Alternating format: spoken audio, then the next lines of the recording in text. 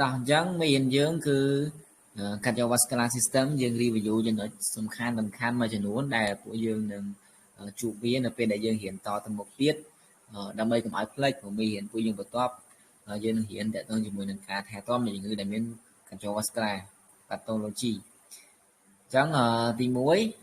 អ្វីដែលយើងត្រូវគិតឡើងវិញគឺយើងគិតទៅលើ valve system នៃបេះដូងយើងគ្នា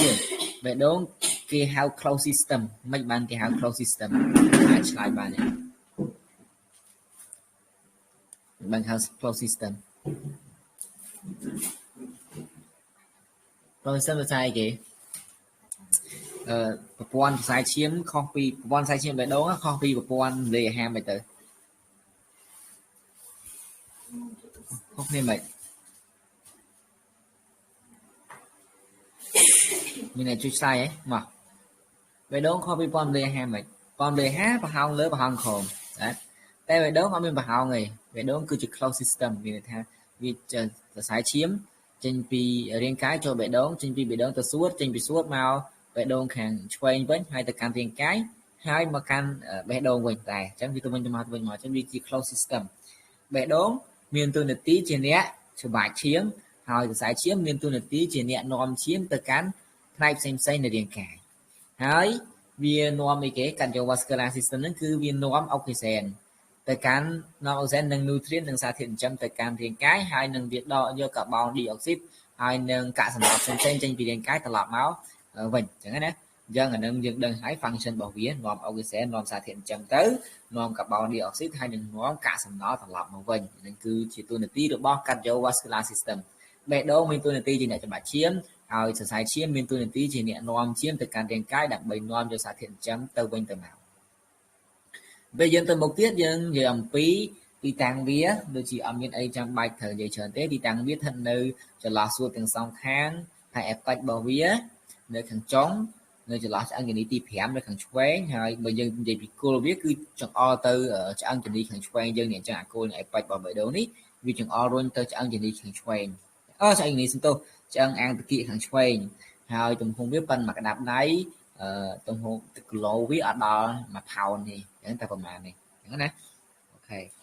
អញ្ចឹងអានេះគឺជារូបរបស់បេះដូងយើងមានមេយ៉ាស្តេណូមកដាលធុងហើយយើងមាន secondary ឆ្អឹងជំនីទី2នេះឆ្អឹងជំនី2គឺ base of the heart គឺនៅចន្លោះឆ្អឹងជំនីទី2ហើយមាន sternum មាន diaphragm ដែលបែងចែករវាងទ្រូងនិងពោះហើយអេប៉ិចរបស់វានៅខាងចុងនេះនៅចន្លោះឆ្អឹងជំនីទី5នៅ mid clavicle អញ្ចឹងនៅពេលដែលយើងចង់រកអេប៉ិចរបស់បេះដូងគឺយើងរាប់មកចន្លោះឆ្អឹងជំនីទី5ហើយពុះទៅលើឲ្យចំ mid clavicle នេះឆ្អឹង clavicle របស់យើងឆ្អឹងដងកបិតរបស់យើងនេះពុះពាក់កណ្ដាលមកអូសមកក្រោមមកដល់ចន្លោះឆ្អឹងជំនីទី5អាហ្នឹងហើយគឺជាអេប៉ិចរបស់បេះដូងអញ្ចឹងណាហើយយើងយកអំពីស្រទាប់របស់បេះដូងវិញគឺយើងចាំអត់បេះដូងមានប៉ុន្មានស្រទាប់3បងប៉ុន្តែនៅពេលដែលយើងគិតទៅលើស្រទាប់របស់បេះដូងគឺយើងគិតទៅលើស្រោមរបស់បេះដូងសិនអញ្ចឹងបេះដូងវាមានស្រោមដើម្បីការពារហើយស្រោមបេះដូងនោះគេហៅថា pericardium វាមាន2ទៀតគេមាន visceral pericardium ហើយនិង parietal pericardium អញ្ចឹង visceral គឺនៅជាប់ជាមួយនឹងបេះដូង visceral pericardium គេអាចហៅមួយទៀតបានថាអីគេចាំទេ visceral pericardium គេអាចហៅមួយទៀតបានថាអីគេបេះដូងមាន3ស្រទាប់អង្គដូ myo ហើយនិង AP អញ្ចឹង visceral pericardium គឺគេហៅថាអី AP បង AP visceral pericardium គេហៅថា AP cardium អញ្ចឹងណា AP cardium អញ្ចឹងវានៅជាប់មួយបេះដូងហើយ parietal នៅខាងក្រៅហើយចុះចន្លោះ visceral ហើយនិង parietal គេមានអីគេមានប្រហោងមួយទុកទឹកមាន space មួយណាមាន space មួយដែល space ហ្នឹងគឺមាន serous fluid នៅក្នុងហ្នឹងណាមាន serous fluid នៅក្នុងហ្នឹងដើម្បីការពារកុំឲ្យមានការកកិតរវាងបេះដូងហើយនឹងស្រោមបេះដូងហ្នឹងដើម្បីជួយការពារកុំឲ្យមានការប៉ះទង្គិចរលាកប៉ុន្តែនៅក្នុងករណីដែលមានទឹកច្រើននៅក្នុងស្រោមបេះដូងមានការរលាកនៅក្នុងស្រោមបេះដូងវាក៏បង្កើតទៅជាបញ្ហាដែលកើតមានឡើងដែលទាមទារឲ្យអ្នកជំងឺរបស់យើងគាត់ត្រូវរកដំណោះស្រាយចំពោះបញ្ហារបស់គាត់ហ្នឹងអញ្ចឹងណាហើយនៅពេលដែលយើងទៅមុខទៀតគឺយើងនឹងនិយាយអំពីស្ទាប់ទាំង3មាន AP cardium នៅខាងក្រៅគេណានៅក្នុងនេះគឺ cái đã tha pa địa thọ mà ta mình chỉ pa địa thọ mình cứ chỉ visceral nhớ cứ chỉ visceral phải cả đầu mình pa địa thọ nó khăng khéo vậy hai miền mai dâu cần dốm stop cần đá để chỉ stop maso để chỉ stop sạch đốm về đốm cứ mai dâu cần dốm nơi cần đá nó hay đừng ăn đô cần dốm cứ chỉ stop để nơi khẳng không kê bằng ó đây bị shop chỉ mùi đừng váo rồi bó đồn ta bảo vệ đồn chẳng stop việc bấy hai miền sào bọt trùng vấn cho lọt sáu miền tật nếu chỉ cả thằng hẹp như thằng khéo với như on trăm bạch mơ vi trần tiếp tế miền right atrium left atrium right ventricle left ventricle lên từ nhé chẳng cho dòng phí thọt bằng bệ đường mình đó bệ đốn ban chai chân chia và màn thọt bệ đốn dân ban chai chân chia phí thọt thông thông thì mới cứ atrium hay năng ventricle để pe atrium thì mình phí với mình xoáy hai năng miếng mình sẽ đảm chẳng trong phố thọt xoay hay thọt sáng cái ban chai kia này thọt sẽ đảm đấy cứ chia thọt từ chúng tôi thọt atrium cứ chia thọt từ tuột thọt atrium cứ chia thọt từ tuộtแล้วatrium ទទួលឈាមពីណាបើ right atrium ទទួលឈាមពីណាគ្នាយើង right atrium ទទួលឈាមពីអីចេញពីបែនកាយលើហើយក្រោមហ្មងអញ្ចឹង right atrium ទទួលឈាមពីវ៉ែនកាវអញ្ចឹងវ៉ែនកាវមកពីណាមកពីរាងកាយយើងអញ្ចឹង right atrium ទទួលឈាមពីរាងកាយដល់ពេល left atrium ទទួលឈាមពីសួតណាអានេះ right atrium ទទួលឈាមពីរាងកាយ left atrium ទទួលឈាមពីសួតហើយដល់ right ventricle វិញ ventricle គេហៅថា discharging chamber គឺជាបន្ទាប់សន្ទុះគឺជាថតដែលបញ្ចេញនៅឈាមចេញទៅវិញអញ្ចឹង right ventricle វាបញ្ចេញឈាមទៅកាន់សួតហើយដល់ left ventricle គឺវាបញ្ចេញឈាមទៅកាន់រាងកាយវិញអញ្ចឹងអាថត atrium ជាថតទទួលអាថត ventricle គឺជាថតដែលបញ្ចេញបើយើងពុះបេះដូងជាពីរមានឆ្វេងមានស្ដាំអាថតឆ្វេងមានឈាមដែលសម្បូរអុកស៊ីសែនហើយនឹងអាថតស្ដាំគឺមានឈាមដែលខ្សត់អុកស៊ីសែនអញ្ចឹងបើយើងចែកពីឆ្វេងហើយស្ដាំគឺអាមួយមានអុកស៊ីសែនអាមួយអត់អុកស៊ីសែនតែដល់យើងចែក atrium ហើយនឹង ventricle មានថាលើក្រោម atrium នៅខាងលើ ventricle នៅខាងក្រោមអញ្ចឹងអាហ្នឹងអាមួយជាអ្នកទទួលអាមួយទៀតជាអ្នកបញ្ចេញអញ្ចឹងណាយើងថតបបេះដូងអញ្ចឹងនៅពេលដែលយើងនិយាយពីថតបបេះដូងគេនិយាយនេះអញ្ចឹងថតបេះដូងយើងពីនិយាយពីបន្លាត់ circulation ដល់ circulation គឺនេះមានឈាមមកពីរាងកាយណាឈាមនឹងគឺខ្សត់អុកស៊ីសែនមកពីរាងកាយទៅតាមវ៉ែនកាវមានខាងលើមានខាងក្រោមហើយយើងចូលទៅកាន់ right atrium ចេញពី right atrium ចូល right ventricle ចេញពី right ventricle ទៅកាន់សួតតាមរយៈ pulmonary artery មកដល់សួតវាផ្លាស់ប្ដូរស្មានហើយវាក៏នាំយកឈាមដែលសម្បូរអុកស៊ីសែនទៅកាន់បេះដូងខាងឆ្វេងវិញហើយបេះដូងខាងឆ្វេងក៏ចូលមកដល់ left ventricle បញ្ជូនទៅ left atrium មកដល់ left ventricle ហើយក៏ left ventricle បញ្ជូនទៅកាន់រាងកាយវិញអញ្ចឹងបើប្រវត្តិឈាមយើងបានដឹងហើយយើងមើលទៅលើវ៉ាល់វិញតើវ៉ាល់របស់បេះដូងមានប្រមាណនេះវ៉ាល់របស់បេះដូងមានប្រមាណគឺយើងធំយើងអត់តាន់បែងចែកតែតូចយើងបែងចែកតែធំសិនវ៉ាល់របស់បេះដូងមានប្រមាណមាន4ទេបងវ៉ាល់របស់បេះដូងមាន2ធំប៉ុន្តែបើយើងបំបាយវាតើវាមាន4អញ្ចឹងណាអញ្ចឹងវ៉ាល់ទី1គឺគេវ៉ាល់គេហៅថា atrioventricular valve atrioventricular valve គឺជាវ៉ាល់រវាង atrium និង ventricle ហើយវ៉ាល់ណាដែលនៅរវាង atrium និង ventricle គឺវ៉ាល់ bicuspid ហើយនឹង valve tricuspid ឬក៏យើងអាចហៅថា mitral valve ហើយនិង tricuspid valve អញ្ចឹងណា bicuspid ឬក៏ mitral valve tricuspid ឬក៏អត់មានទេ tricuspid valve ណាbicuspid វាមានឈ្មោះ mitral valve វាមួយទៀតអញ្ចឹងអា valve ទាំងពីរហ្នឹងគឺជា valve ដែលស្ថិតនៅចន្លោះរវាង atrium និង ventricle អញ្ចឹងអា bicuspid ឬអា mitral valve នេះវានៅចន្លោះរវាង ventricle ហើយ atrium ខាងណា bicuspid នៅចន្លោះ ventricle ហើយ atrium ខាងណានេះយើងឆ្វេងទេបងឆ្វេងឆ្វេងនេះគេដាក់ហ្នឹងឯតាហើយដល់ពេល tricuspid នៅចន្លោះរវាង atrium ហើយនិង ventricle ខាងស្ដាំអញ្ចឹងណាមកដល់ seminular valve គឺជា valve រវាង ventricle ហើយនិង arteria អញ្ចឹងយើងមើលទី1 pulmonary seminular valve គឺ valve pulmonic valve និយាយខ្លីណា pulmonic valve គឺជា valve ដែលខណ្ឌចែករវាង right ventricle ហើយនិង pulmonary artery ណា pulmonary artery គឺជាអារមួយដែលនាំឈាមពីបេះដូងទៅកាន់សួតអញ្ចឹង pulmonic valve គឺជា valve ដែលភ្ជាប់គ្នាឬក៏ដែលខែងចែករវាង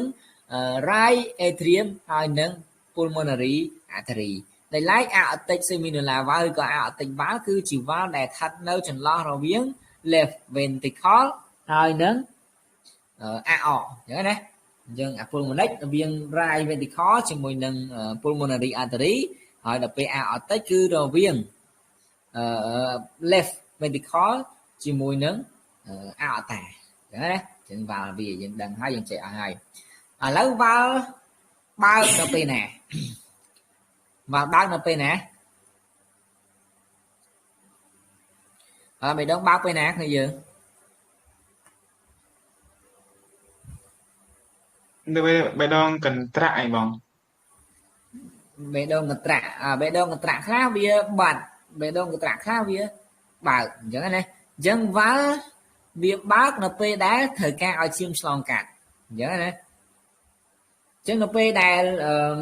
ឧទាហរណ៍ថាឈាមមកពីណាឈាមមកពី right atrium ទៅកាន់ right ventricle តើ valve មួយណាអ្នកបើកមកលេខគេអ្នកបើកនៅចន្លោះរវាង right atrium ហើយនិង right ventricle valve លេខគេចាំមើលtricuspid អីបង tricuspid អញ្ចឹង valve tricuspid វានឹងបើកប៉ុន្តែនៅពេលដែលវាត្រូវការចេញពី right ventricle ទៅកាន់ pulmonary artery វិញអញ្ចឹងនៅពេលដែល right ventricle កត្រាក់តើថតណាបិទសំទោសតើ valve មួយណាបើក valve មួយណាបិទ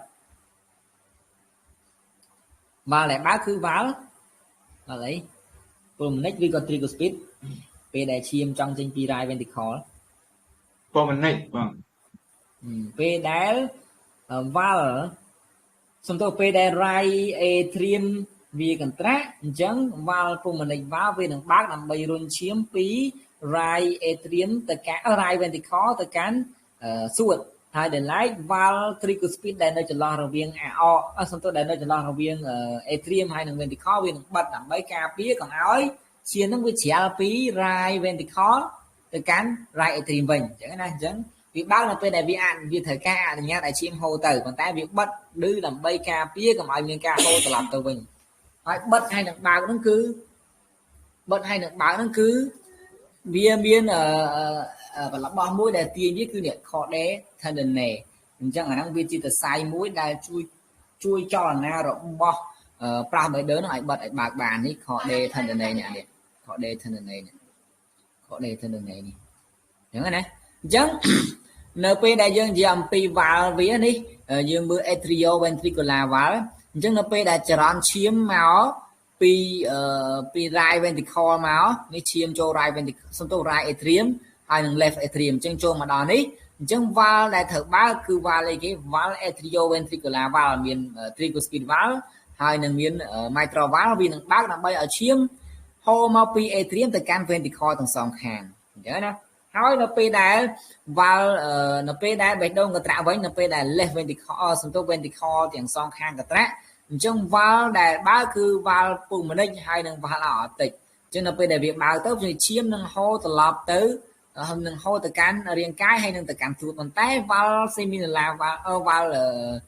atrioventricular ទាំងពីរនេះមាន tricuspid ហើយនឹង bicuspid វានឹងបិទដើម្បីកុំឲ្យឈាមត្រឡប់ពី ventricle ចូលទៅកាន់ atrium ទាំងសងខាងវិញប៉ុន្តែដល់ពេលដែលបេះដូងយើងសម្រាកវិញ valve ដែលវាបើកគឺ valve pulmonic ហើយនឹង valve aortic វានឹងបិទវិញដើម្បីការពារការជ្រាលឈាមត្រឡប់ពីទៅខ្សែឈាមចូលទៅកាន់បេះដូងវិញហើយដែលឡែក valve ទាំងពីរដែលហៅថា atrioventricular valve មាន mitral valve ហើយ tricuspid valve វានឹងបើកនៅពេលដែល ventricle នេះចាប់ផ្ដើមសម្រាកអញ្ចឹងណាអញ្ចឹងយើងយល់ពី mechanism វាហើយយើងធ្លាប់បានដឹងវាហើយកណ្ណៃណាបេះដូងច្បាច់ឲ្យទៅអាមួយណាឬក៏អាឈាមត្រូវទៅអាមួយណាគឺអាមួយនឹងបើកហើយវានឹងបិទវិញនៅពេលដែលឈាមចេញផុតដើម្បីការពារកុំឲ្យជ្រាលត្រឡប់មកវិញអញ្ចឹងចំពោះជំងឺ valve មាន2មានអីគេខ្លះទី1គឺ incompetent valve ឬក៏ valve regurgitation valve របស់យើងហ្នឹងគឺវាបិទអត់ចិត្តនៃ regurgitation វាជ្រាលមកវិញអញ្ចឹងណាអញ្ចឹងនៅពេលដែល valve យើងបិទអត់ចិត្តវានឹងជ្រាលត្រឡប់មកវិញឈាមហ្នឹងណាវាឡើងទៅលើហើយវានឹងធ្លាក់ត្រឡប់មកវិញដោយសារតែយើងបិទអត់ចិត្តមួយទៀតគឺ stenosis មានតែចង្អៀតបៀត ចង្អៀតឬក៏ត្បៀតអញ្ចឹងគឺនៅពេលដែលបេះដូងយើងអត្រាក់វាធ្វើឲ្យច្រត់ឈាមចេញអត់រួចឈាមចេញអត់ផុតឈាមចេញអត់បានច្រើនទេអញ្ចឹងណាជាងវាធ្វើឲ្យបេះដូងយើងនៅពេលដែលយើងត្រូវការឈាមកាន់តែច្រើនគឺបេះដូងយើងកាន់តែធ្វើការកាន់តែហត់ហើយអញ្ចឹងនៅពេលដែលមានបញ្ហាទាំងអស់ហ្នឹងគេអាចវះកាត់ដើម្បីដោះស្រាយបញ្ហាវ៉ាល់ទាំងអស់ហ្នឹងអញ្ចឹងណាអាស្រ័យទៅលើគ្រូពេទ្យតែអ្វីដែលយើងត្រូវដឹងគឺយើងមាន2គឺវ៉ាល់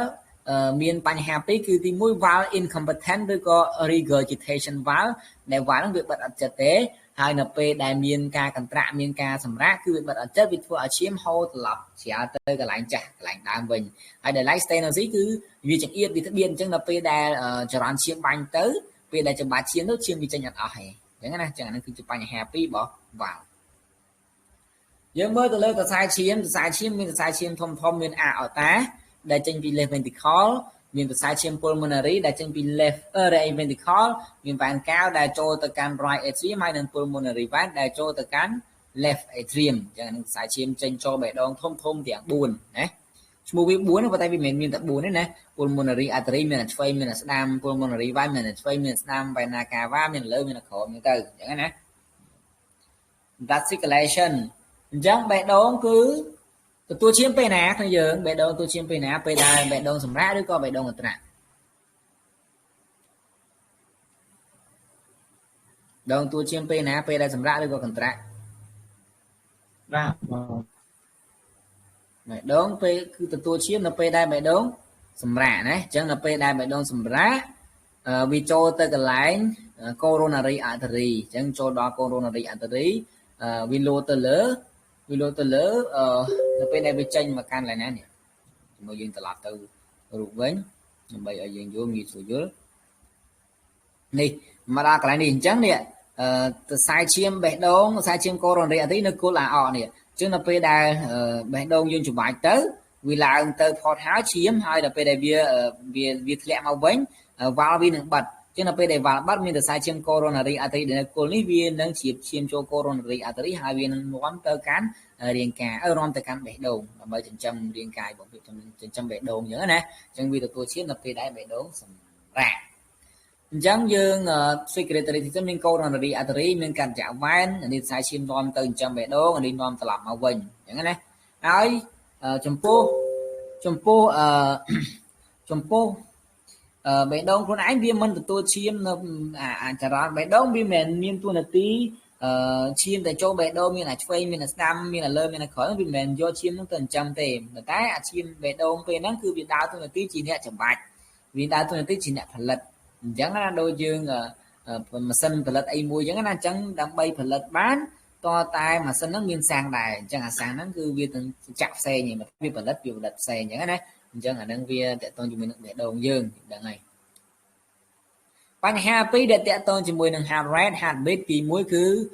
inadequate blood អញ្ចឹងនៅពេលដែលយើងបាត់បង់ឈាមគឺវាធ្វើឲ្យមាន rapid heartbeat បេះដូងរបស់យើងដើរលឿនហេតុអីបានបេះដូងដើរញាត់នៅពេលដែលបាត់បង់ឈាមគ្នាយើងហេតុអីបានបេះដូងដើរញាត់ពេលបាត់បង់ឈាម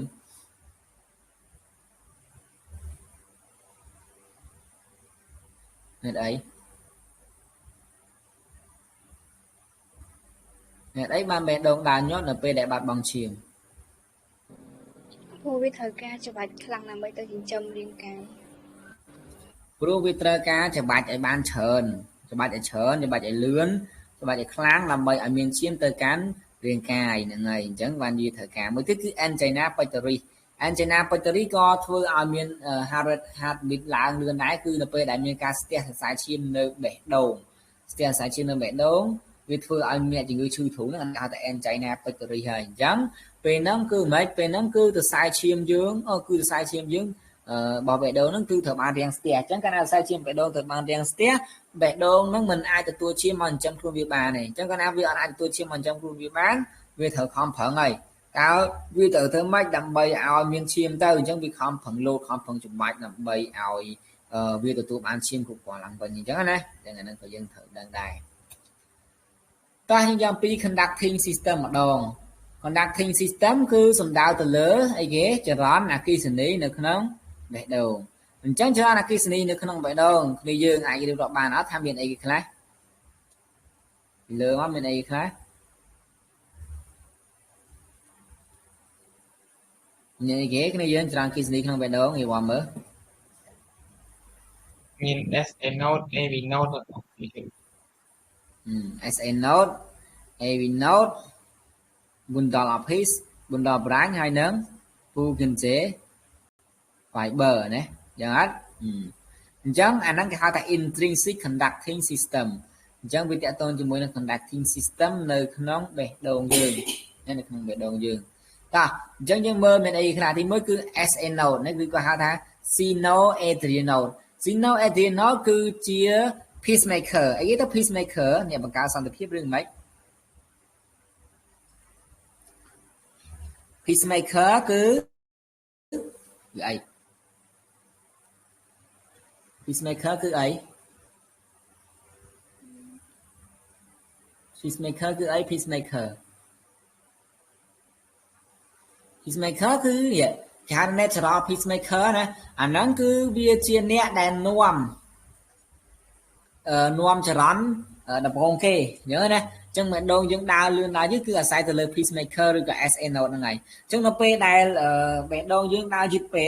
cứ mau bị SN node rồi có sino-adrian node nó bị adverca chẳng này cho người nó quê ai thử cho đạt mò mẹ đông thử ai những tên nằm vậy ai mẹ đông những từ lọc đào bên phòng mà đa chẳng từ chẳng nè chẳng sino-adrian nó cứ chỉ nhập vào cả chả làm kê hai chả làm viết cứ vì học sắp tới mà rồi chẳng nè nhưng bạn mẹ đông dưới miền học sắp tới mà rồi nhưng cứ đưa xa tại SN node nó bị bật tranh bản năng hai miền atrioventricular node rồi có atrioventricular node nè SN node AV node hai tầm tiếp bundle of his rồi có những hạt atrioventricular bundle branch hai nâng Pukin chế fiber chứ như mơ cho đoạn biết chẳng biết tranh máu bị SN node nè chứ SN node nhưng bật tranh máu cho đó AV node những người bật tranh máu thằng son hàng máu vì tại AV node chứ nó bây giờ SN node bật tranh máu đó còn lại AV node này cứ bên đông dưới nâng gần trạc lấy vì nâng gần trạc ấy chứ nó bây giờ AV node bật tranh chả mà tiêm máu bundle of his bundle branch tapi mà đa Pukin chế fiber vì nâng thua ai bên đông thoát khó nó vì nâng gần trạc vậy nè chứ nhưng thời trang á SN node AV node bundle of his SN node AV node bundle of his ní à ní hay bundle branch pi ní hai nâng Pukin chế fiber xanh máy nâng trong đi vậy nè nâng Pukin chế fiber nó cứ chia hard contraction rồi có hay là hard intrinsic conductance cứ chia cho đó là khi xử lý được bao để đồn chẳng nhưng mơ mình ấy cái class là lợi ECG mà chạm đó là lợi ECG mình về cái class như vậy mình về cái class là lợi về đồn ECG giữ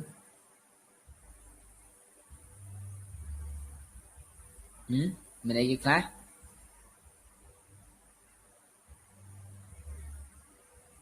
mình về cái class on the plane bell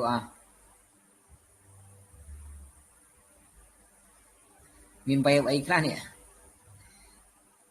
miền ấy ghé p bell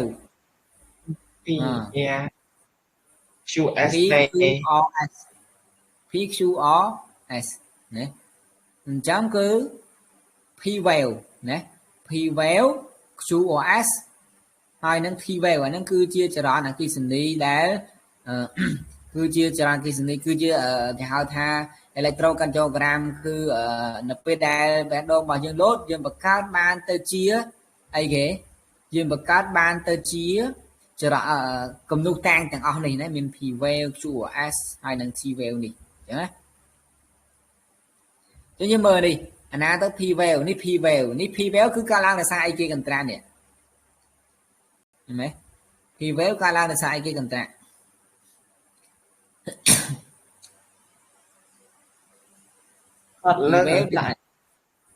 thì vé cứ nơi xa đá Ethereum còn trạng đấy nó về để Ethereum còn trạng tới vì bằng cao ban tới chia PVL là PQ á cứ ai chế là kia còn trạng thật khôn bên thì kho còn trạng rồi đập p ai ghế thi veo đấy cứ ai ghế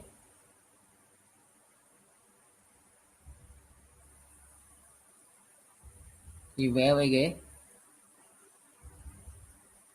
thì bé mấy cái calampe nàyវាសម្រាប់ឲ្យបងមកពី ventricle របស់យើងសម្រាប់ណាមកពី ventricle របស់យើងសម្រាប់អូខេតោះអានេះគឺគេហៅថា normal EKG លោកអញ្ចឹងដល់ពេលនេះគេហៅថា ventricle fibrillation អញ្ចឹងធម្មតា ventricle contract ត្រូវមានរបៀបនេះតែដល់ពេល ventricle fibrillation ញ័រ contract ទៅវាចេញជារូបរាងបែបនេះអញ្ចឹងណា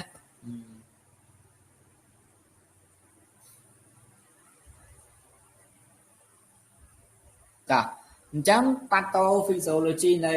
បេះដូងយើងតាអញ្ចឹងបេះដូងយើងនៅពេលដែលតាក់ទងមួយនឹង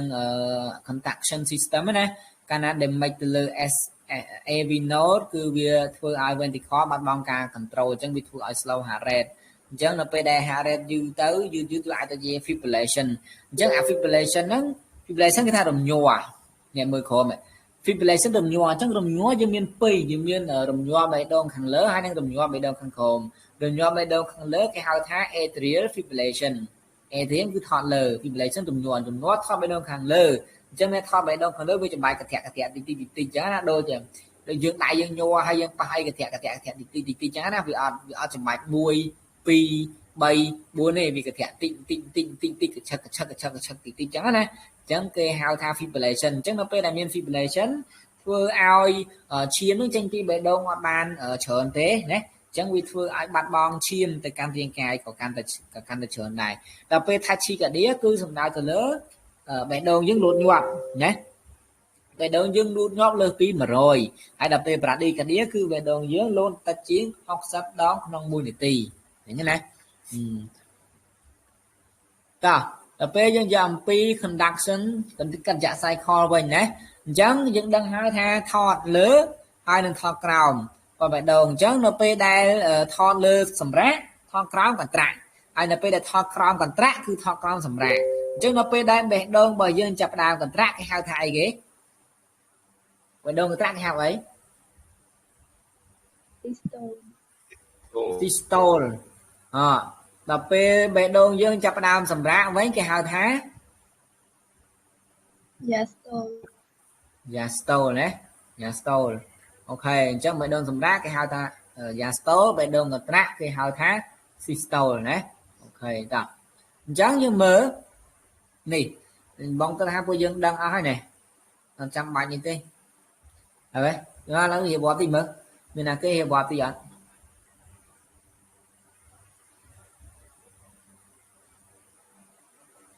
រៀបរាប់បានទេ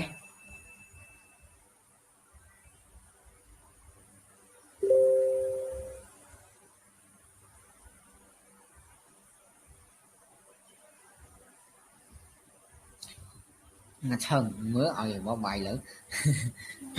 ដល់គ្នាយើងចេះហើយបាញ់យល់ក៏បានដែរមកអញ្ចឹងនៅពេលដែរនេះថតលើរបស់យើងចាប់ផ្ដើមកន្ត្រាក់គឺវាកន្ត្រាក់ដើម្បីឲ្យឈាមនោះវាធ្លាក់ពី atrium ទៅកាន់ ventricle ហើយនៅពេលដែលវាមកកាន់ ventricle ហើយនៅពេលដែល ventricle យើងចាប់ផ្ដើមកន្ត្រាក់វិញគឺវានឹងបញ្ចេញឈាមពី ventricle ទៅកាន់រាងកាយអញ្ចឹងណាអញ្ចឹងយើងមាន systole ហើយនឹងមាន diastole អញ្ចឹងពួកយើងដឹងហើយទៅមួយបញ្ហាតែទៅមកអាហ្នឹងណាតោះចឹងនៅពេលដែលបេះដូងយើងកន្ត្រាក់យើងបង្កើតបានអីគេនៅពេលដែលឈាមចេញពីបេះដូងគេហៅអីគេឈាមចេញពីបេះដូងគេហៅអីstroke volume មែនបង stroke volume ចេញពីបេះដូង1ម៉ោងណាកាត់ជា output កាត់ជា output ការចាក់ output គឺជាចំណោះឈាមដែលចេញមកពីបេះដូងណារយៈពេលណារយៈពេលមួយនេះចេញពីបេះដូងរយៈពេល1នាទីអញ្ចឹងក្នុងរយៈពេល1នាទីគឺក្នុងរយៈពេល1នាទីគឺនៅពេលដែលឈាមចេញពីបេះដូងរយៈពេល1នាទីហ្នឹងគឺគេហៅថាការចាក់ output ចុះដល់ពេលចំណោះឈាមដែលចេញពីបេះដូងនៅពេលដែលបេះដូងច្បាច់ម្ដងគេហៅអីគេ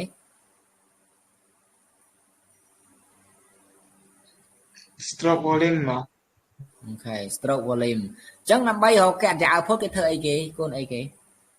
ដើម្បីរកការចាក់ output យក heart rate គុណនឹង stroke volume គេយក heart rate គុណជាមួយនឹង stroke volume នេះ heart rate គុណជាមួយនឹង stroke volume ណាអូខេអញ្ចឹង heart rate ការចាក់ output គឺជាចំណោះឈាមដែលចេញពីបេះដូងហ្នឹងគឺភាគច្រើនគេគិតទៅលើបេះដូងខាងឆ្វេងខាងក្រោមណា left ventricle chẳng nó phải đai chẳng nó chiêm trên pi bệ đông trên pi level thì có dạ pi mùi nửa tí cái hào tha cắt dạ ở phốt ở đợt lái chẳng nó chiêm đai trên nó pi level thì có dạ pi nó pi đai bệ đông ở trạm đó cái hào tha stroke của lim chẳng hà đấy con stroke của lim chẳng dương mưa tới thì họ tha dương biên chất sập hẻm đong không mà tí hà đấy dương lối đấy này hỏi stroke của lim dương chất sập chẳng nhưng cuối mắt bạn ban chân luôn phần này để phèm mơn phèm pon pìa ha phải hai chia anh phèm pon nhân tầng trắng khăn mua một tí về đơn bảo dưỡng cho bạn chiêm bán 5,000 ml những từ những cái này chẳng căn chảo phốt biết khó khăn gì vì sai từ lớn bọc hết mà sai từ lớn mà nu mùi mùi đấy tao nghe chỉ ngữ ở tao dương nó lại mạch đai tao dương miên miên panna tao phải đâu nhưng luôn panna chẳng vì sai từ lớn sang là phép bom mình nè chẳng đấy vì sai đưa sang phép bảo dương mình nèก็จะนี่ใส่กันเนี่ยง่ายๆเลยอันนี้คือที่การจะเอาพูด dictation เป็นทางการแต่ต่างออกนั่นไงสักแต่อาเจียแต่โป้แต่đóการจะเอาพูดนะจึงจะเมื่อปีนี้มวย parasympathetic nervous system parasympathetic មានតួនាទីធ្វើអីដឹងអត់ parasympathetic បើយើងនិយាយឲ្យនិយាយទូទៅតែពេលដែលយើងនិយាយអំពី sympathetic គឺfight and fly តែពេល parasympathetic គឺ rest and digest អញ្ចឹងនៅពេលដែលមានការភ្ញួយទៅលើប្រព័ន្ធ parasympathetic អញ្ចឹងឧទាហរណ៍ថានេះ vagus maneuver vagus nerve នៅពេលដែលអ្នកជំងឺនឹងគាត់មាន heart rate ខ្ពស់គេម៉ាស្សានៅកន្លែងកហ្នឹងការ៉ាទីនហ្នឹងមាន vagus nerve នៅហ្នឹងអញ្ចឹងនៅពេលដែលគេម៉ាស្សាឬក៏ stimulate ទៅលើ vagus nerve វាធ្វើឲ្យចង្វាក់បេះដូងរបស់យើងថយដោយសារតែមានការ stimulate ទៅលើ parasympathetic អញ្ចឹង parasympathetic វាធ្វើឲ្យចង្វាក់បេះដូងរបស់យើងត្រូវបានថយអញ្ចឹងណាចង្វាក់បេះដូងរបស់យើងថយហើយ stroke យើងគុំមួយ stroke volume ទៅគឺការចាក់ output របស់យើងថយដែរអញ្ចឹងណាដល់ពេលដែលយើងមានអីទៀត crisis នឹងឧទាហរណ៍ដល់កាលណានេះផ្សេងទេតានៅពេលដែលសម្ពាធឈាមរបស់យើងខ្ពស់ណានៅពេលដែលសម្ពាធឈាមរបស់យើងខ្ពស់ពេកអញ្ចឹងនៅពេលដែលសម្ពាធឈាមរបស់យើងខ្ពស់ពេកវាធ្វើឲ្យមានការកាត់បន្ថយនេះ parasympathetic ហ្នឹងគឺធ្វើឲ្យបេះដូងយើងកន្ត្រាក់ឲ្យលឿនអញ្ចឹងណា parasympathetic ធ្វើឲ្យបេះដូងរបស់យើងកន្ត្រាក់ឲ្យលឿនអញ្ចឹងនៅពេលដែលមានសម្ពាធឈាមខ្ពស់អញ្ចឹងបេះដូងរបស់យើងវាភ្ញួយទៅលើ parasympathetic វាធ្វើឲ្យបេះដូងរបស់យើងវាបន្ថយណាវាបន្ថយមុខងាររបស់ប្រព័ន្ធ parasympathetic អញ្ចឹងវាធ្វើឲ្យបេះដូងរបស់យើងនឹងលែងសូវលោតលឿនអញ្ចឹងវាបន្ថយមុខងារវាណាហើយវាធ្វើឲ្យប៉ះពាល់ទៅដល់ heart rate វាប៉ះពាល់ទៅដល់ការចាក់ output ដែរ low blood pressure សម្ពាធឈាមចុះទាបក៏ដូចគ្នាដែរកាលណាសម្ពាធឈាមចុះទាបវាអត់មានឈាមទៅកាន់រាងកាយណាវាសម្ពាធឈាមចុះទាបវាអត់មានឈាមត្រឡប់ទៅកាន់បេះដូងវិញហើយក៏វាធ្វើឲ្យនៅជំងឺរបស់យើងចុះកាន់ចាក់ output ដែរមាន physical trauma ឬក៏ body exercise អីហ្នឹងសុទ្ធតែធ្វើឲ្យមានការកើនឡើងនៅ heart rate កាលណាកើនឡើងនៅ heart rate វាធ្វើឲ្យការចាក់ output កើនឡើងដែរអញ្ចឹងណាដល់ពេលទៅមួយ stroke volume វិញ stroke volume មានអីខ្លះកាលណាបេះដូងរបស់យើងកន្ត្រាក់កាន់តែខ្លាំងចំណោះឈាមដែលចេញមកពីបេះដូងក៏កាន់តែច្រើនដែរអញ្ចឹងចំណោះឈាមបេះដូងកាន់តែច្រើនគុណជាមួយនឹង heart rate របស់យើងវាធ្វើឲ្យការចាក់ output ឡើងអញ្ចឹងទៅ exercise ហាត់ប្រាណច្រើននឹងទៅវា muscular system របស់យើងកើនឡើងខ្លាំង increase venous return ការត្រឡប់ឈាមចូលមកបេះដូងវិញច្រើនអញ្ចឹងដល់ពេលដែលបេះដូងរបស់យើងចំបាច់ឈាមក៏វាចេញទៅច្រើនដែរអញ្ចឹងក៏វាធ្វើឲ្យ increase ការចាក់ output ដែរនៅពេលដែលយើងបាត់បង់ឈាមហូរឈាមច្រើននៅពេលដែលហូរឈាមច្រើនចំណោះឈាមដែលចូលទៅក្នុងបេះដូងវិញក៏វាត្រូវបានកាត់បន្ថយអញ្ចឹងវាធ្វើឲ្យការចាក់ output ក៏ត្រូវបានប៉ះពាល់ដែរអញ្ចឹងកត្តាទាំងអស់ហ្នឹងគឺសុទ្ធតែជាអត្តពលដល់ការចាក់ output តែនៅពេលដែលយើងសង្ខេបខ្លីគឺវាមានរឿងពីរទី1គឺវាពះជាអត្តពលដល់ heart rate ទី1ទៀតគឺវាជាអត្តពលដល់ stroke volume អញ្ចឹងកត្តាដែលជាអត្តពលទៅលើ heart rate យើងត្រូវរកដំណោះស្រាយវាតាមរយៈការបន្ថយ heart rate ឬក៏ការដំឡើង heart rate នៅពេលដែលយើងមានបញ្ហាសង្ស័យថាមកពី stroke volume យើងត្រូវរកវិធីសាស្ត្រយ៉ាងណាដើម្បីបន្ថយឬក៏ដំឡើង stroke volume ឲ្យអ្នកជំងឺហ្នឹងអញ្ចឹងណាអញ្ចឹងអាហ្នឹងវាគូផ្សំចូលគ្នាដើម្បីបង្កើតជាការចាក់ output របស់យើងដែលជាចំណោះឈាមដែលយើងចំណោះឈាមដែលបេះដូងចំបាច់បានក្នុងរយៈពេល1នាទីអញ្ចឹងណានិយាយខ្លីគឺប៉ុណ្ណឹងនៅកន្លែងហ្នឹងអញ្ចឹងចំពោះheart rate វិញគឺ stroke volume របស់យើងគឺគេមានបញ្ហាគេហៅថា Starling law ហ្នឹងគឺជាកន្លែងមួយដែលជាអីមួយដែល regulate ឲ្យការចាក់ output របស់យើងត្រឡប់មកធម្មតាបើសិនបើមានបញ្ហាលើ stroke volume វាត្រូវសេរីទៅលើ heart rate mà sang mà miên quanh hai lưỡi hai rep với thở sợi từ lưỡi stroke volume chẳng hạn này anh đang pin đang xì xò khi mất nằm bay bậc cao nơi cản trả phun mưa xong stop xong rắc nhẹ chỉ ngữ bỏ dương chẳng hạn này còn thấy ở đây đây chia kia đi comment cứ kia changing heart rate chẳng nó bây đây dương trong phạt đâu nơi cản trả phốt cứ kia trong ảo dương phạt đâu nơi heart rate trở chiên của stroke volume dương của bạn cai đầm đỡ này chẳng hạn nào thì họ chiêm dương còn năng cả lô dương còn năng dương ở từ phơi ao sẻ chiêm và thoi chiêm rồi có tờ lại chiêm cà tề rất ở đây dương ai thực bán cứ dương kết cu từ lứa hạt rẹt cái nào dương trong ao stroke của điện càng lái nhưng tờ lang hạt rẹt tới cái nào dương trong ao stroke của điện thoi chót dương của chót hạt rẹt thằng tờ nữa nè chẳng dương mới ta cả na khác để chơi tập từ đó hạt rẹt để thua hạt rẹt láng cứ một quan sang phải tự tin vào system nhưng cả ba quan từ lứa ba quan sang vào tết miền ọ mốt miền epinephrine miền thyroxine miền exercise hai nó decrease đạt volume giống cái nào Papua từ lên Papua para sam phải được thì họ thanh này cho người bảo dương con dương chụp dương pay khai dương bà rom dương ấy tới bị nhồi từ lên Papua sam phải được dương nắng trong bị thua hai đại bảo dương là cho sầm tiệt chiếm vì từ nhồi đầm bay ở miền sầm tiệt chiếm một vấn trong bị nhồi từ lên Papua sam phải được trong bị thua hai đại bảo dương càng làng đài họ hormone epinephrine thyroxineคือสแต่chỉ ở món đá miền cạp nhôi từ lơ hà rèn bởi những ai cà lan cái này những ai của anh tới với hà rèn những cà lá này cả hạt pran những này hai cạp ăn bằng chiêm đôi alo và pressure này này chẳng cứ sơ tại tôi ai hà rèn bởi những cà lan như chỉ cả được với hà rèn bởi những cà lan cà phê cả ta đã thưa ai hà rèn bởi những cho thì mới miền parasympathetic nervous system nó bây giờ miền cạp nhôi từ lơ quan parasympathetic đôi môn nâng chẳng dây hưởng ai kia là chip cho nâng co những nhưng mà xa gì từ đó chẳng vì thường ở stimulate từ lơ và gặp nerve đại biên tu nati bằng chia từ lơ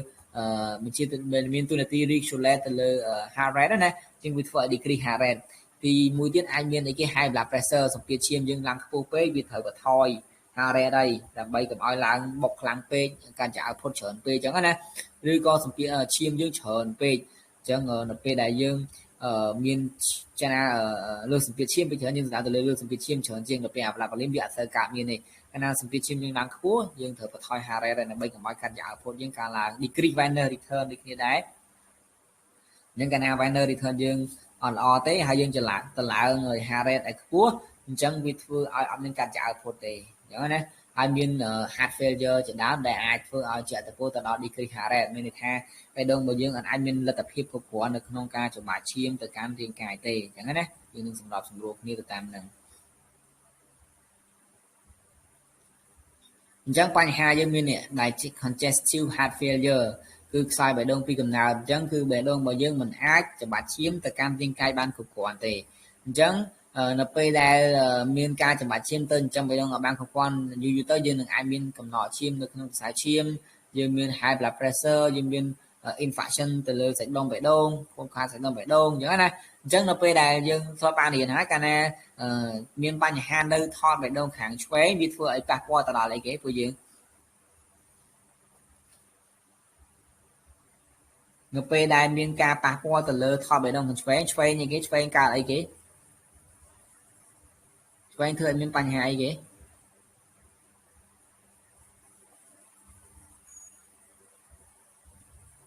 chuế thưa áoបញ្ហាជួនឈាមទៅរាងកាយở đây Papua nó bên này nè Papua bể đông sai bể đông thằng Train cho nhìn chân cho sai bể đông thằng Train thưa áo dương ai miền Bắc hai cái hot nè vì đẹp sai bể đông thằng Train ai thưa ở dưới hot để sao ta vì cha tới ấy cái cha tới suốt nè chẳng ai Train Việt Nam chiếm mà bị suốt chứ nó bên đây dân cha nó Train cứ bị cha tới suốt rồi ai nó bên này cha tới suốt cứ hot này chẳng đấy họ này còn mà tiếc cứ nó kháng đam đấy kháng đam cứ peripheral congestion này edema chẳng cái nào đam cứ mau pi điên cài cái nào đam mau pi điên cài đam mau pi điên cái chứ là bây giờ soi đam cứ bị trao tới điên cài vậy chứ là bây giờ bị trao tới điên cái cứ bị thưa áo giữa tôi chỉ hào đúng không nè tự thì hào mình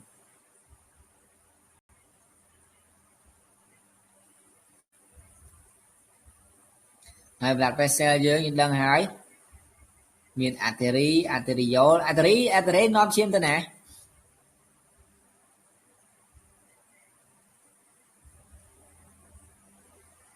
artery arterial venous vein អាហ្នឹងគឺទី arterial គឺមាននាំឈាមទៅកាន់រាងកាយ venous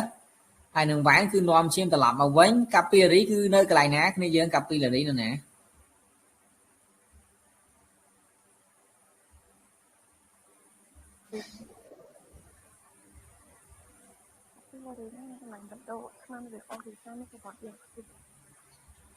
capillary គឺជាកន្លែងដែលផ្លាស់ប្ដូរឧស្ម័នឬក៏ exchange ណា exchange មាននៅកន្លែងណាខ្លះនៅកន្លែងបេះដូងណានៅកន្លែងបេះដូងក៏វា exchange នៅណាទៀតនៅកន្លែងសុំទោសមិននៅកន្លែងបេះដូងនៅកន្លែងសួតណាcapillary ផ្លាស់ប្ដូរគ្នារវាង alveoli និង capillary គឺជាការផ្លាស់ប្ដូរឧស្ម័នហើយដល់ពេលនៅរាងកាយក៏មាន capillary ដែរអញ្ចឹងណាអញ្ចឹងវាមានទូនាទីផ្លាស់ប្ដូរជាកន្លែងមួយដែលផ្លាស់ប្ដូរឧស្ម័នគឺជាកន្លែងដែលមានសរសៃឈាមតូចៗជាច្រើនដែលវាមានទូនាទីនៅក្នុងការផ្លាស់ប្ដូរឧស្ម័នអញ្ចឹង capillary អញ្ចឹងសរសៃឈាមយើងបើយើងនិយាយខ្លីវាមាន3ធំៗនឹងវាមាន artery មាន capillary មាន venous នេះ vascular system យើងខ្សែឈាមយើងណានេះ capillary អានេះ vein ទៅអានេះ artery អានេះ capillary អានេះ vein អញ្ចឹងយើងនិយាយអំពី blood vessel យើងនិយាយអំពី anatomy របស់វាមានអីគេខ្លះណាមកក្រោយវិញមកមានអីគេនេះ tuna interca មានអីគេ tuna media មាន tuna externa មានអាក្រៅមានអាកដាលមានអាក្នុងអញ្ចឹងមានក្នុងកដាលក្រៅដូចគេដូចឯងហ្នឹងទៅហើយប្រឡោះប្រហោលគេហៅថា lumen អានេះជាអីគេនេះជាអីគេជាអី valve ណាជា valve ហ្នឹងមានតួនាទីធ្វើអី valve ហ្នឹង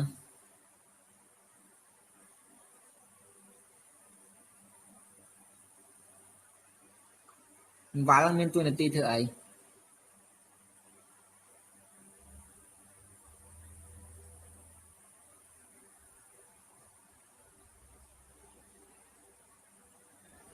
valve មានតួនាទីធ្វើអី valve កន្លែងនៅកន្លែង vein ហ្នឹងមានតួនាទីធ្វើអី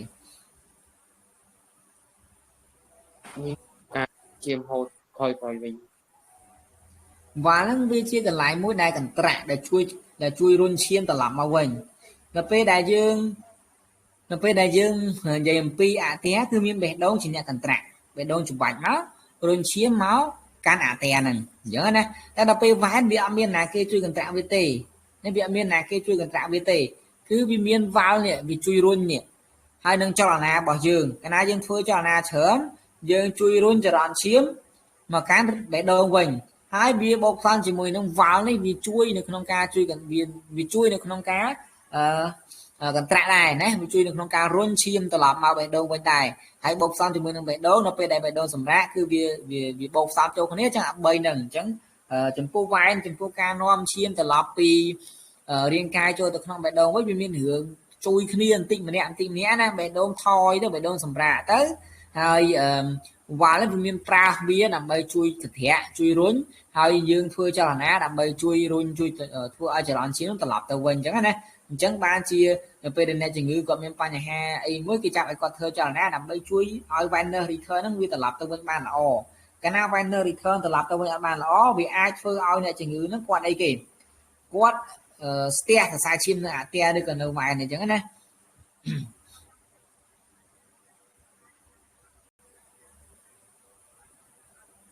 អានេះដូចជាអត់អីទេនេះនៅ movement វានេះយើងមាន valve មួយ valve នេះនៅពេលដែលបេះដូងនៅពេលដែលយើងធ្វើការនៅពេលដែលយើងធ្វើចលនាគឺអាបេះដូងនេះវាចាប់ដើមកន្ត្រាក់អញ្ចឹងវាកន្ត្រាក់វានឹងរុញឈាមឡើងទៅលើបូកផ្សំជាមួយនឹង valve នេះបិទបើកអញ្ចឹងវាអាចធ្វើឲ្យឈាមត្រឡប់ពីសរសៃឈាមចូលទៅកាន់បេះដូងវិញបានហើយអញ្ចឹងណាអញ្ចឹងវាជួយផ្សំគ្នាចឹងបានជានៅពេលដែលអ្នកជំងឺយើងគាត់ដេកនៅលើគ្រែគេឲ្យគាត់ធ្វើចលនាគឺដោយសារតែហ្នឹងកាលណាអត់ធ្វើចលនាទេគឺអត់មានសាច់ដុំជួយរុញឈាមត្រឡប់ទៅវិញនេះវ៉ាល់នេះក៏អត់ធ្វើការអញ្ចឹងណាអញ្ចឹងការដែលធ្វើឲ្យគាត់ចាល់ដែលហានិភ័យនៃការមានឈាមកកនៅក្នុងសរសៃឈាមអញ្ចឹងក៏វាកើតឡើងដែរចឹងណា capillary គឺជាកន្លែងដែលផ្លាស់ប្ដូរឧស្ម័នណាអញ្ចឹងមកពីអីគេមកពី vein មកពី artery មកដល់ capillary ហើយវាផ្លាស់ប្ដូរឧស្ម័នហើយក៏វាត្រឡប់ទៅកាន់ vein វិញអញ្ចឹងណានេះគឺជា capillary vascular យើងណាវាផ្លាស់ប្ដូរគ្នានៅកន្លែង capillary ហ្នឹងអញ្ចឹងកន្លែងណាដែលផ្លាស់ប្ដូរឧស្ម័នគឺយើងហៅវាថា capillary យើងដូចនេះយើងយល់អញ្ចឹងទៅអុកសែនមកទៅមកកៅថានៅកន្លែងសួតហ្នឹងណាអញ្ចឹងមកដល់សួតវាផ្លាស់ប្ដូរគ្នាទៅយកអុកសែនយកកាបូនឌីអុកស៊ីតត្រឡប់ទៅវិញទៅមកអញ្ចឹងទៅហើយវាត្រឡប់មកវិញណាអូខេអញ្ចឹងយើងមើលនេះអញ្ចឹងយើងមើលអានេះ tissue អានេះជាអីគេ blood cell គឺជាឈាមនាំអុកសែនមកអញ្ចឹងនៅពេលដែលមកដល់កោសិកាគឺឈាមហ្នឹងវានឹងបញ្ចេញអុកសែនទៅកាន់កោសិកាហើយកោសិកាវានឹងបញ្ចេញកាបូនឌីអុកស៊ីតទៅកាន់ខ្សែឈាមវិញដើម្បីឈាមចាប់យកត្រឡប់ទៅកាន់បេះដូងដើម្បីធ្វើការផ្លាស់ប្ដូរឧស្ម័នអញ្ចឹងដូចគ្នាអញ្ចឹងណាពេលដែលនេះឈាមមកក្រហមហ្នឹងទៅមានអុកសែនមកដល់នេះវាបំបែកអុកសែនឲ្យទៅកាន់កោសិកាវាបញ្ជូនកាបូនឌីអុកស៊ីតត្រឡប់យកទៅកាន់ខ្សែឈាមវិញអញ្ចឹងគឺ diffusion ណា diffusion គឺអញ្ចឹងឯងយើងចូលទៅមកវាយតសាញមានអីគេ arterial pressure អីគេ arterial pressure គ្នាយើង arterial pressure មកទៅ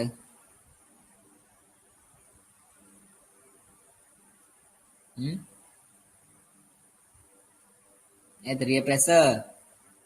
សម្ពាធឈាមយើងយកនៅណានៅពេលដែលយើងចង់បាន arterial pressure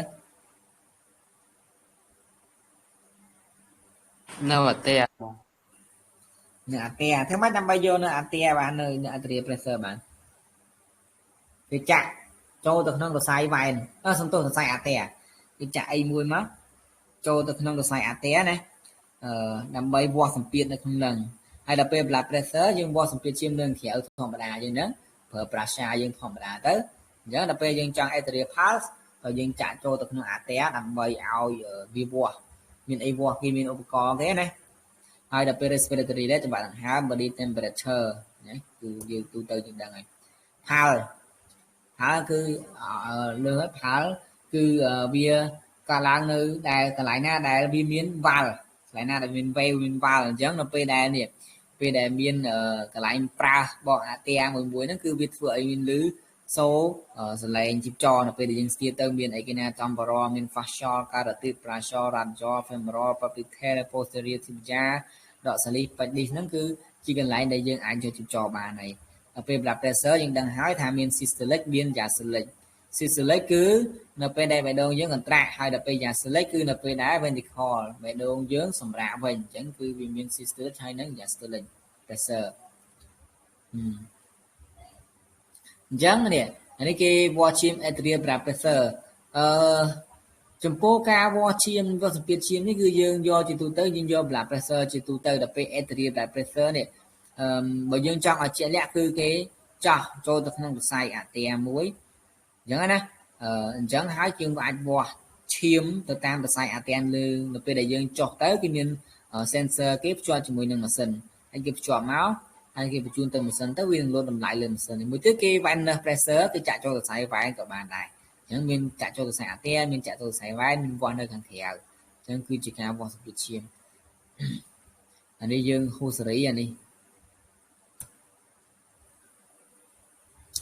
អញ្ចឹងកត្តាដែលជាអត្តពលទៅដល់សម្ពាធឈាមអាចមានពាក់ព័ន្ធប្រព័ន្ធប្រសាទណា sympathetic nervous system អានេះតើតើប្រព័ន្ធប្រសាទរឿងផ្សេងដោយសារតែវាអាចថាបេះដូងយើងលូតញាប់បេះដូងយើងលូតយឺតដោយសារតែប្រព័ន្ធ sympathetic មានតើតើមួយតម្រងនោមដែរតម្រងនោះក៏អាចធ្វើឲ្យជាអត្តពលទៅដល់សម្ពាធឈាមដែរអញ្ចឹងណាជាងនៅពេលដែលយើងឃើញតែជំងឺឡើងសម្ពាធឈាមអីហ្នឹងយើងអាចគិតទៅលើបញ្ហាតម្រងនោមរបស់គាត់ដែរតម្រងនោមតើតើមួយអរម៉ូនអញ្ចឹងវាអាចនេះ renin នេះគឺជាអ្នកបញ្ជាទៅលើ renal function ហ្នឹងអញ្ចឹងវាអាចធ្វើឲ្យសម្ពាធឈាមរបស់សម្ពាធឈាមរបស់អ្នកជំងឺក៏គាត់កើនឡើងអញ្ចឹងកាលណាយើងគិតទៅដល់សម្ពាធឈាមក៏យើងអត់ចោលទៅលើតម្រងនោមដែរអញ្ចឹងណាហើយមាន temperature ហើយ temperature ក្តៅត្រជាក់អញ្ចឹងកាលណាក្តៅធ្វើឲ្យ vasodilation ហើយដល់ពេលត្រជាក់ធ្វើឲ្យ vasoconstriction អញ្ចឹងកាលណា vasoconstriction សម្ពាធឈាមវានឹងឡើងណាសម្ពាធឈាមវានឹងឡើងអញ្ចឹងណាដោយសារតែខ្សែឈាមវារួមតូចកាលណាខ្សែឈាមរួមតូចសម្ពាធឈាមឡើងហើយហ ហើយមកផ្សំជាមួយនឹងល្ងាញាក់នឹងទៀតទៅត្រជាក់ទេណាខណៈត្រជាក់ដល់ល្ងាញាក់ធ្វើឲ្យហារ៉ុយកើនឡើងដែរអញ្ចឹងវាបូកផ្សំនេះធ្វើឲ្យសម្ពាធឈាមយើងប្រែប្រួលហើយ chemical មានសារធាតុគីមីអីផ្សេងៗដែលជាអត្តពលទៅដល់ blood pressure យើងហើយនឹង diet របស់យើងនៅពេលដែលយើង dehydration នៅពេលដែលយើងខ្វះខាតខ្វះជាតិទឹកនៅក្នុងរាងកាយក៏ធ្វើឲ្យសម្ពាធឈាមយើងប្រែប្រួលដែរអ្នកអាចចុះសម្ពាធឈាមហើយឡើង heart rate ទាំងទៅអញ្ចឹងណាចឹងនេះយើងដឹងថា hypotension hypertension កាលណា hypertension លើ140 hypotension ពេលខ្លះsystolic នឹង low below 110ប៉ុន្តែពេលខ្លះក៏យើងគិតថា 20% នៃធម្មតាអញ្ចឹងណា 20% នៃធម្មតាអញ្ចឹងឧទាហរណ៍ដល់សម្ពាធឈាមយើង120អញ្ចឹងយើងគិតមកបើសិនបើចុះលើសពី100ចុះលើសពី 20% នៃសម្ពាធឈាមយើងធម្មតាអាហ្នឹងគេហៅថា hypotension ហើយបើសិនបើវាឡើងលើសពី 20% នៃសម្ពាធឈាមយើងធម្មតាអាហ្នឹងគេហៅថា hypertension អញ្ចឹងពេលខ្លះអ្នកជំងឺខ្លះសម្ពាធឈាមគាត់10អញ្ចឹងទៅដល់ពេលដែលវាចុះមក9ក៏យើងមិនប្រកាសថាគាត់ hypotension ដែរដោយសារតែធម្មតាគាត់10អញ្ចឹងតើគាត់ចុះមក7ចុះមកអីបាទយើងគិតថាគាត់ចុះសម្ពាធឈាមអញ្ចឹងណាអញ្ចឹងយើងត្រូវដឹងពីសម្ពាធឈាមធម្មតារបស់អ្នកជំងឺដើម្បីកំណត់អំពីតម្លៃនៃការប្រែប្រួលវាប្រែប្រួលប្រមាណភាគរយវាស្ថិតនៅក្នុង hypotension normal ឬក៏ hypertension ណាយើងត្រូវដឹងអាហ្នឹងដែរហ្នឹងទៅ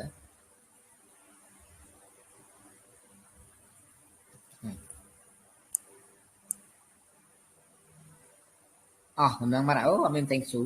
តោះនេះយើងអស់ហើយមានអីឆ្ងល់លឹកត្រួសសង្ខេបខ្លីៗ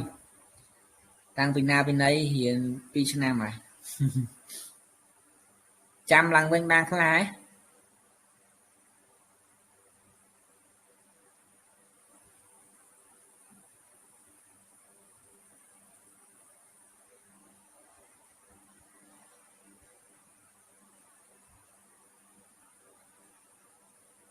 ចាំឡើងវិញបានខ្លះអត់